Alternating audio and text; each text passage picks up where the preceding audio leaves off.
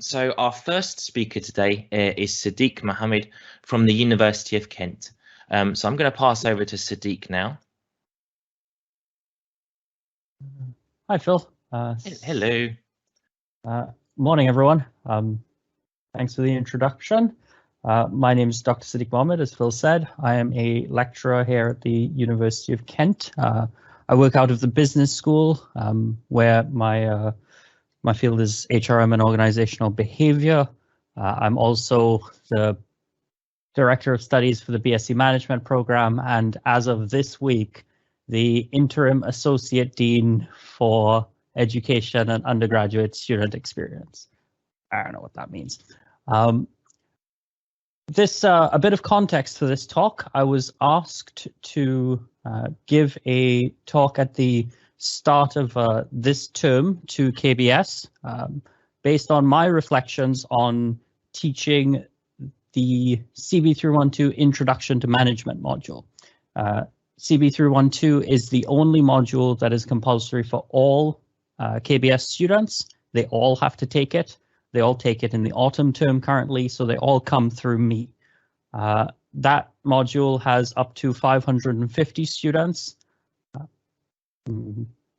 And so that's basically what I did in the autumn.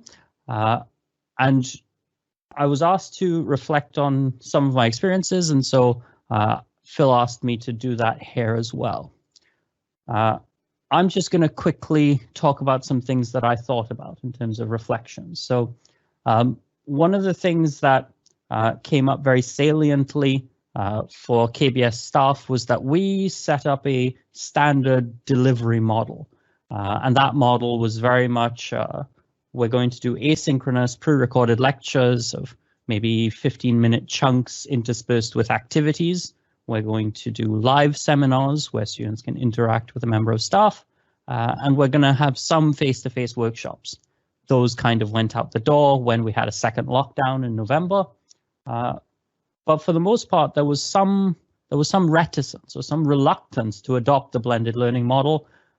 For myself, what I found interesting was to use that model to try to fix issues that we've always had. So, for example, on one of my modules, I introduce a term from the work of Michel Foucault, discourse, in week 1. And then in week 4, we talk about it again.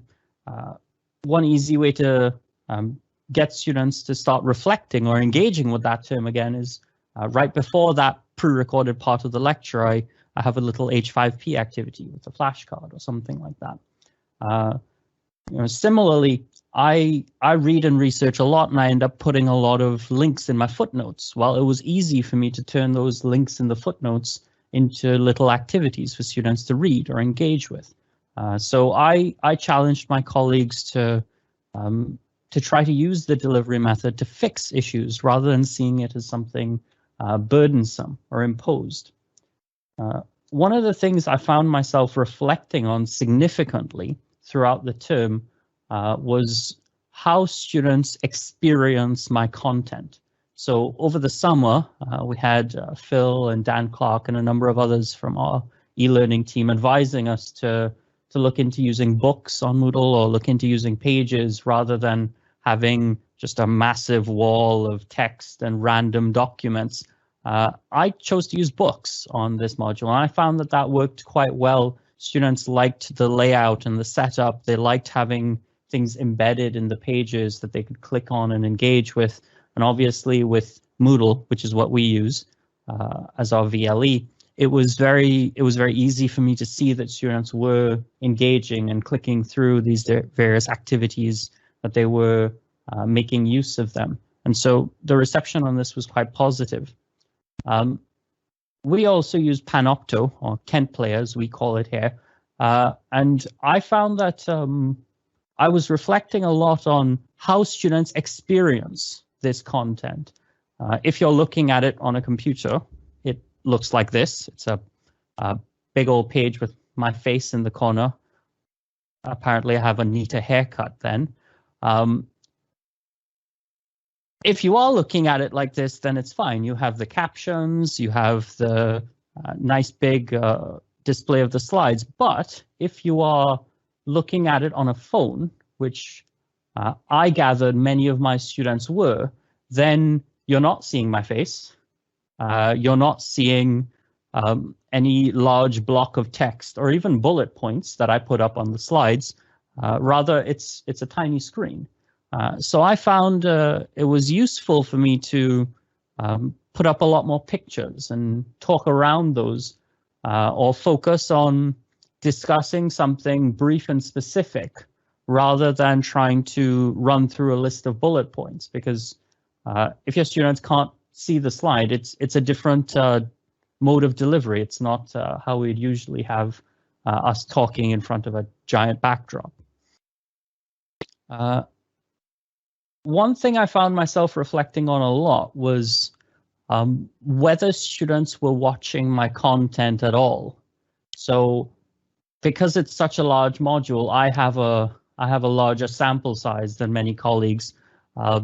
And this is the user engagement from Panopto, showing how many people are watching each lecture. So there's 519 students because we lost quite a few at the start of the term due to them withdrawing.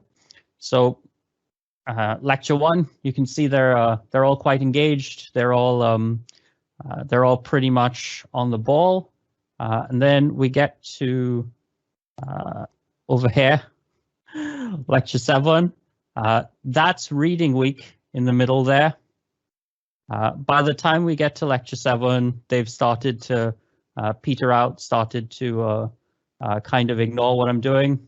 And so that was quite concerning for me. It was quite depressing because I was putting a lot of time and effort into writing and preparing what I thought were engaging lectures, and they weren't even giving them a chance.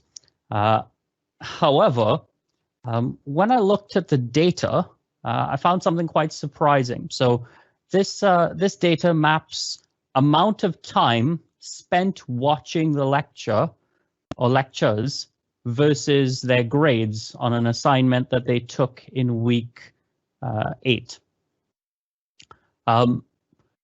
This is quite interesting because it shows that there is a strong correlation, or at least significant, between them watching the lecture and them getting a good grade.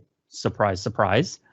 However, it does show, if we pay attention to this side over here, that there are students at all levels of achievement who've pretty much watched very little of my content. Over here, there's a student getting 78, having watched none of the lectures. Now, this is flawed data, obviously, because it's possible for them to download the entire lecture and it doesn't show up on Kent Player. There's also a number of other factors involved, but I think what I came to reflect on was that all I could do was encourage them to watch the content. If they weren't willing to engage with it, it was apparently possible for some of them to do well, or at least passably, without needing to spend too much time on it. One of the other things I also encouraged my colleagues to do was reflect on what could go wrong. So I have a very big, comfortable setup here at home because I like to record music in my spare time. I'm very aware that this is a subject of great privilege, and a lot of colleagues don't have this. However, even I found myself in some sticky situations. So partway through the module, I had a Windows try to update, and then it crashed, and I ended up stuck in a boot loop and had to reinstall Windows on an old hard drive I had lying around and try to use that. Stuff will go wrong, stuff will break, and at the time I didn't have a plan for what to do. 1 minute now, left, Sideeq. Sorry? 1 minute left. Okay. Now I definitely have a plan, and so I think it's very useful to think about what you're going to do when things go wrong and try to respond to it affably. So I had a seminar crash midway through because Teams isn't perfect, But the first thing students heard when I got back into the seminar was me laughing because it was just an absurdly dumb scenario. So, if you handle things affably, then students will pick up on it. I also encouraged colleagues to reflect on instructions that they give, but also I think the thing I want to close on is to reflect on how your colleagues are doing. With a module like CB312, I have a teaching team of 8 people, and it is easy to get caught up in paying attention to your students and not paying attention to the fact that your colleagues are in less than ideal situations while teaching. I spent about as much time managing my teaching team as I did my students, and so I think that's the note I want to close on. I'm happy to take any questions, Phil. Thank you, Sideeq. Thank you very much. Sorry to give you the hurry on there. I do hate doing that, but it's okay. Yeah, it's really difficult to keep people to time. Yeah, in the chat we've had a few people are very envious of your home setup, obviously. We do have a question here which I can just read out. Hi, is this analytical interface built into Panopto, or is it a separate tool? No, it's completely possible to download all of your watch data from Panopto. You'll get it as a big spreadsheet, and you can then see your students' names versus how many times they click on the lecture and how much they watch. And I mapped that against their assessment data, which I had. So yes, it is built in. Fantastic. Nick, do we have any other questions in the chat for Sideeq?